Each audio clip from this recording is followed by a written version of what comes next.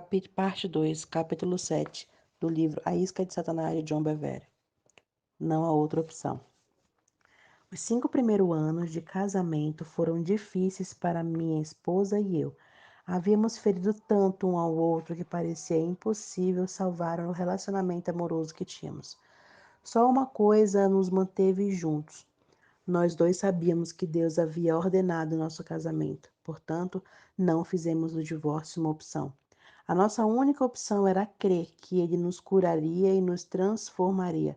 Ambos nos comprometemos com este processo, independentemente de quanto ele fosse doloroso. Quando pensava em desistir, eu me lembrava das promessas que Deus havia me dado com relação ao nosso casamento. Eu não estava pronto para anular o que Deus havia projetado e decretado para nossa união. Uma das promessas era que minha esposa e eu ministraríamos juntos. Na época em que ele fez a promessa, eu pensei, posso ver isso facilmente. A sua mão está sobre nós dois para o ministério. Contudo, em meio às nossas tempestades matrimoniais, não conseguia ver que a promessa claramente, mas me recusava a desistir dela. A esperança natural havia terminado por causa das lutas e do orgulho que havia entrado em nosso casamento, mas ainda havia uma semente sobrenatural de vida em meu coração. Essa promessa funcionava como uma âncora, um fundamento no momento em que eu precisava. Como vimos mais tarde, Deus não apenas curou nosso relacionamento, como também o tornou mais forte do que antes. Crescemos com conflitos, perdoando um ao outro e aprendendo com eles. Agora ministramos juntos. Considero minha esposa não apenas a minha amada e melhor amiga, mas também ministra em que eu coloco a máxima confiança. Confio mais nela do que em qualquer outra pessoa. Depois de superar esses árduos 5 primeiros anos, entendi que Deus via fraquezas em nossas vidas e nosso relacionamento as trouxe à luz. Eu estava impressionado com a sabedoria que nos uniu como homem e mulher. Antes de conhecer Lisa, eu orava insistentemente pela mulher com quem eu me casaria um dia. Essa escolha era a segunda decisão mais importante da minha vida. A primeira era obedecer ao Evangelho. Por ter orado e esperado a escolha de Deus para mim nessa área, eu achei que não teria problemas como os outros tinham no casamento. Ah, como eu estava errado. Deus escolheu uma esposa para mim, que era o desejo do meu coração, mas ela também expôs a imaturidade egoísta que estava escondida no meu interior, e havia mais. Fugir do conflito, optando pelo divórcio, ocupando-a, só teria enterrado minha imaturidade sobre falsa camada de proteção chamada de ofensa. Conhecer a palavra de Deus para o casamento me impediu de partir. Nesse ponto, gostaria de me desviar um pouco do tema principal do capítulo para tratar do outro assunto. Alguns de vocês podem estar pensando, mas eu não era salvo quando me casei. A vocês, Deus diz, ora, aos casados ordene, não eu, mas o Senhor, que a mulher não se separe do marido. Se porém vier se separar-se, que não case, ou que se reconcilie com seu marido, e que o marido não se aparte da sua mulher. Irmãos, cada um permaneça de Deus diante daquilo que foi chamado. 1 Coríntios 7, 10, 14 a 24. Que essa palavra sobre a aliança do casamento seja firmada em seu coração, de tal forma que você seja abalado da sua firmeza pela armadilha da ofensa. Depois, busque ao Senhor para receber a sua palavra revelada para o seu casamento. Alguns de vocês podem ter se casado dentro da vontade de Deus. Corrigindo, alguns de vocês podem não ter se casado dentro da vontade de Deus, mesmo sendo crente. Para entrarem na bênção de Deus para o seu casamento, vocês precisam se arrepender por não terem buscado o seu conselho antes de se casarem. Ele os perdoará. Firme o seu coração no fato de que um erro não justifica outro. Quebrar uma aliança por causa das ofensas não é a solução. Então busquem ao Senhor para receber a sua palavra para o seu casamento. A rocha firme. A palavra de Deus revelada é a rocha firme, sobre a qual devemos construir nossas vidas e ministérios. Diversas pessoas me contaram sobre as várias igrejas ou equipes ministeriais de que participaram de um curto período. Meu coração sofre ao ver como elas, impelidas pelas dificuldades e não pela direção de Deus, elas exaltam o fato de de como as coisas vão mal ou de como as pessoas foram maltratadas. Elas se sentem justificadas nas decisões que tomaram, mas esse raciocínio é apenas uma camada do engano e as impede de ver a ofensa e as suas próprias falhas de caráter. Ela descreve a relação atual com os ministérios ou igrejas que fazem parte da como temporária, ou é aqui que Deus me quer por enquanto. Cheguei e vou ouvir um homem dizer: Estou emprestado para esta igreja. Fazei tais declarações para que, se as coisas ficarem difíceis, possa ter uma rota de fuga. Elas não têm fundamentos sobre os quais se firmarem. Nos novos lugares para onde vão, as tempestades podem facilmente impeli-las até um novo porto. Para onde podemos ir? Voltando ao exemplo onde Jesus pergunta a seus discípulos quem eles dizem ser ele, vemos a estabilidade que surge quando sabemos a vontade revelada de Deus. Veja Simão Pedro. Depois que Simão disse que o Pai revelou o seu coração, Jesus disse: Também eu te digo que tu és Pedro, e sobre esta pedra edificarei a minha igreja, e as portas do inferno não prevalecerão contra ela. Mateus 16, 18. Jesus mudou o nome de Simão para Pedro. Isso é significativo porque o nome Simão significa ouvir. O nome Pedro, da palavra grega Petros, significa uma pedra construída de pedras, sobre o fundamento sólido que é que uma rocha suportará as tempestades que se levantem contra ela. A palavra pedra, neste versículo, vem da palavra grega petra, que significa uma grande pedra. Jesus estava dizendo a Simão que, agora que ele era feito da substância na qual a casa seria fundada, mais tarde Pedro escreveu em 1 Pedro 2,5: Também vós mesmos, como pedras que vivem, sois edificados casas espirituais. Uma pedra é um pedaço pequeno de rocha grande, forma estabilidade e poder estão na rocha da palavra de Deus revelada, e há frutos na vida da pessoa que a recebe. Essa pessoa se torna forte na força daquele que é a palavra viva de Deus, Jesus Cristo. Como o apóstolo Paulo escreveu em 1 Coríntios 3,11, porque ninguém pode lançar outro fundamento, além do que já foi posto, o qual é Jesus Cristo. Ao buscarmos aquele que é a palavra de Deus, é a palavra viva de Deus, ele será revelado e seremos estabelecidos.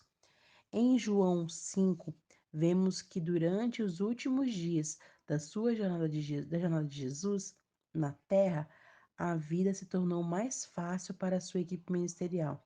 Os líderes religiosos judeus estavam perseguindo Jesus, procurando matá-lo. Quando as coisas começaram a melhorar e as pessoas queriam levá-lo à força e torná-lo rei, ele se recusou e se afastou. Vê João 6,15. Por que ele fez isso? Seus discípulos se perguntavam. Esta era a oportunidade dele e a nossa. Eles estavam ficando perturbados. As tempestades estavam soprando com força. Deixamos nossas famílias e empregos para seguir esse homem. Tem muita coisa em jogo. Acreditamos que ele é aquele que havia de vir. Afinal, João Batista declarou isso. E ouvimos Simão Pedro dizer que isso em Cesareia de Filipe. Estes são os dois testemunhos. Mas por que ele continua a irritar os líderes atuais? Por que ele está cavando o seu próprio túmulo?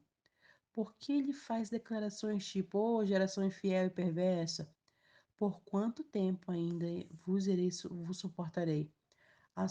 A nós, seus seguidores, a ofensa e o escândalo estavam começando a encher o coração daqueles homens que haviam deixado tudo para seguir Jesus. Então, as coisas chegaram ao ponto máximo. Jesus pregou algo para eles que soou como uma pura heresia. Em verdade vos digo que não comedes a carne do Filho do Homem e não beberdes do seu sangue, não tendes vida em vós mesmos. João 6, 53. O que está pregado agora? Se eles perguntaram, agora ele foi longe demais. Não apenas isso, mas ele também disse estas coisas diante dos líderes na sinagoga de Cafarnaum. Para aqueles discípulos, foi ali a gota d'água. Muitos dos seus discípulos, tendo ouvido estas palavras, disseram: duro é este discurso. Quem pode o ouvir? João 6,60. Observe a resposta de Jesus. Mas Jesus, sabendo por si mesmo que eles murmuravam a respeito de suas palavras, interpelou-os.